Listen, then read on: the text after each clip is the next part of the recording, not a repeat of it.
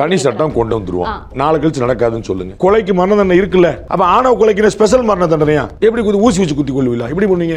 தண்டனை என்பது டெட்டரண்ட், ஒரு அச்சுறுத்தக்கூடிய விஷயம், அவ்வளவுதான். அதனால தடுத்துட முடியாது. முதல்ல குற்றத்தை தடுக்கணும். குற்றத்தை தடுக்க என்ன பண்ணணும் சார்? தனி சட்டம் கொண்டு வந்துருவோம். தனி சட்டம் கொண்டு வந்துருவோம். நாளை கழிச்சு நடக்காதுன்னு சொல்லுங்க. ஒரு சட்டம் அதிகபட்சமா என்ன தண்டனை கொடுக்க முடியும்? மரண தண்டனையா? கொலைக்கு என்ன தண்டனை? மரண தண்டனை. ஆயுள் தண்டனை கொடுக்கலாம், 7 வருஷம் கொடுக்கலாம், 5 வருஷம். அது வந்து நீதிபதியோட கணக்கில் பொறுத்து இருக்கு. ஆனா உச்சபட்ச தண்டனை மரண தண்டனை.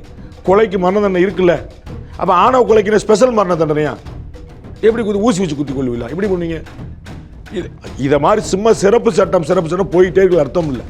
போக்சோக்கு சிறப்பு சட்டம் வந்துருச்சு, நின்றுச்சா? குழந்தைகள் மேலான பாலியல் வன்கொடுமை 4 நாள் முன்னாடி வந்து பச்சை குழந்தைய 10 வயசு பிள்ளைய வந்து தூக்கிட்டு போகலையா? தமிழ்நாட்டில் நடக்காம இருக்குதா?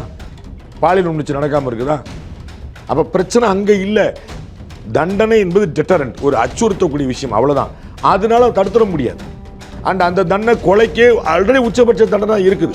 அது ஆணவ கொலையா இருந்தா வேற என்ன செய்ய முடியும்? குடும்பத்தோட சேர்த்து கொலை பண்ண முடியுமா?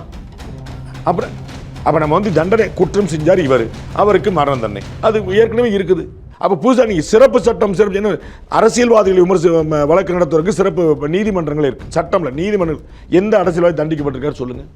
செந்தில் பாலாஜி அவருடைய வழக்கில் 2500 பேரை வந்து குற்றச்சாட்டில் கொடுத்துருக்காங்க. 2500 ஒரு நாளைக்கு ஒருத்தர் வச்சா எத்தனை நாள் வச்சுக்கோங்க?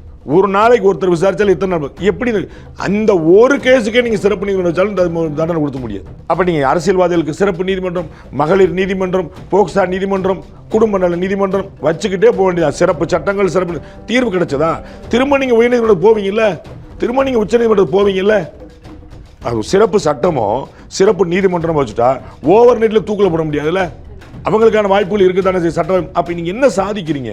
அப்ப இது அல்ல, முதல்ல குற்றத்தை தடுக்கணும்.